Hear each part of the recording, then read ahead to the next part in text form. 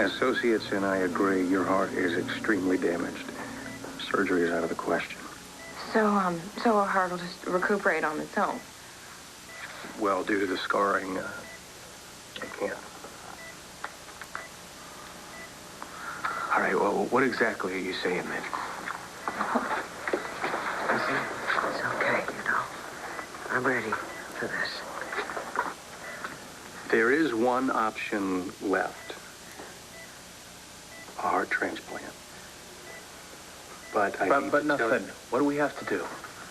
Well, unfortunately, it's not going to be that easy.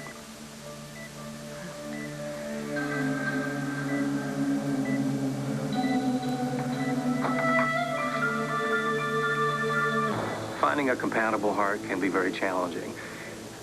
Anything less than a perfect match is useless. And we would have to have it soon. How soon? Before your heart gives out. Oh, my God. But Vicky's condition would put her right at the top of the list, wouldn't it? Well, it does, but still finding a match like this can take some time. This would be an appropriate time for you to gather the rest of your family. I'm sorry. Mom,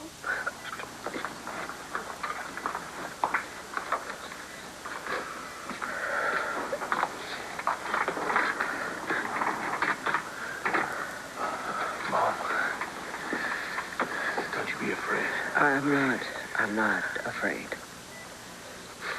I'm not afraid to die.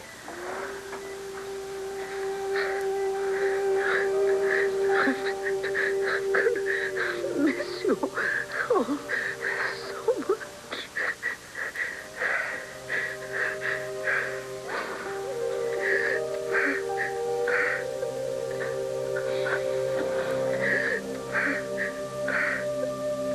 Wow. A heart transplant. I mean, I can't seem to take it in. It's extreme, right? Mom, they do these things all the time now. And you should be very optimistic because actually you're quite physically strong considering your condition. You're an excellent candidate for the surgery. However, what Dr. Gardner said is true. A transplant really is your best option. You don't have too many other alternatives.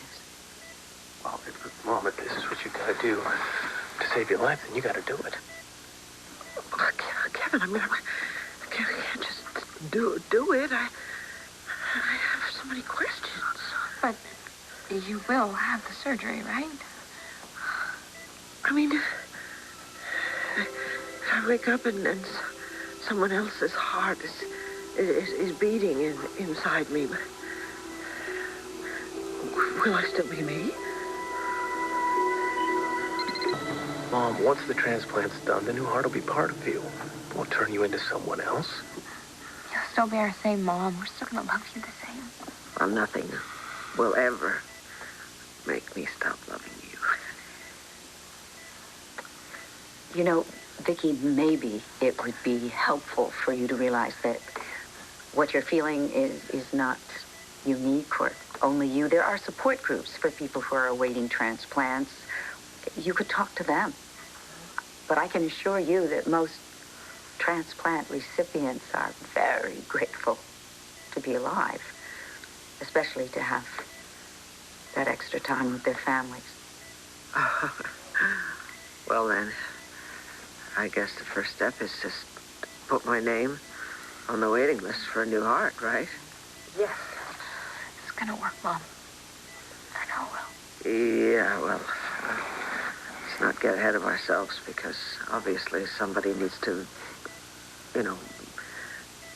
be a donor. How does that work exactly? When a donor heart becomes available, it's checked with the list of people who are awaiting transplant for compatibility. When the list is narrowed down, then the decision is based on medical urgency. Your condition would put you at the top of the list. Okay, so then how soon could she get a transplant? whenever a donor heart became available. Which, I mean, it could take quite a while, right? What are we talking? Are we talking days or weeks? It's hard to say. Well, it could be longer. What if Mom doesn't have that kind of time?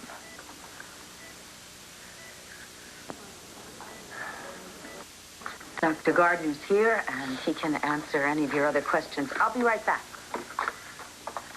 Thank you for coming, Doctor. I understand that you decided to go forward with the transplant. Yes.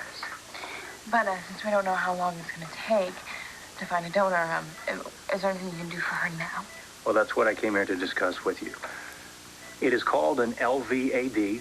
It's a left ventricle assist device. That's a mechanical heart, right? Right. It is surgically implanted. It helps keep the heart pumping. Basically, what it will do is serve as a bridge till we get you to the transplant. Now, you need to know that it is major surgery, and that's why I initially rejected the idea, but given your situation, I think it now is probably our best course of action.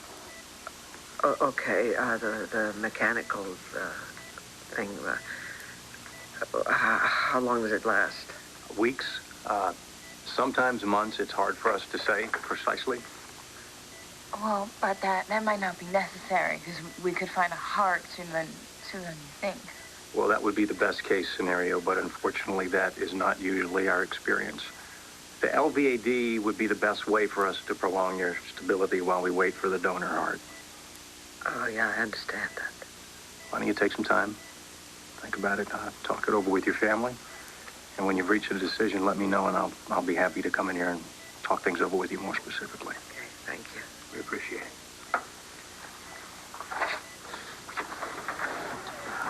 Okay.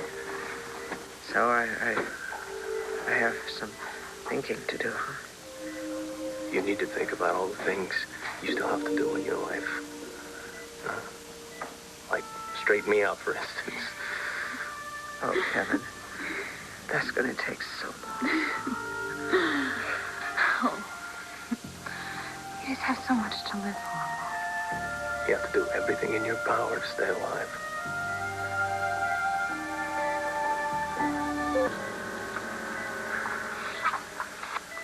Thank you, Dorian. I think I need to get some rest now. Okay, sure. I'll just be right outside. No, Jessie. I want you to go home and be with Antonio. No. Yes. Yes. And Kevin, I want you to go home and be with Kelly and your baby. And when you come back, please bring me a new picture of my grandson, okay? I will. Thanks.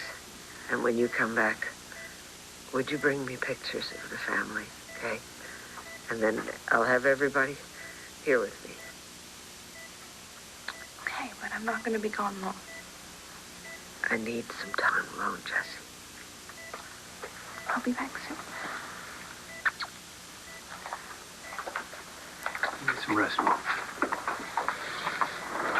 Thanks, Rudy. Bye. Bye. Dorian, would you mind waiting a minute? No, of course not. Could you close the door, please?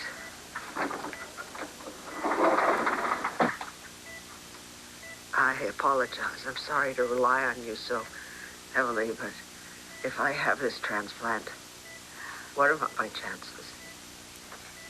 About 85% of the patients survive a year. Wow. All of this for 1 year, huh? But at this hospital, 70% live for 5 years or longer even. So those are pretty good odds. I'm terrified. I'm so frightened I can't think. I know. It's all so overwhelming. And I'm so tired. I don't want to leave my family.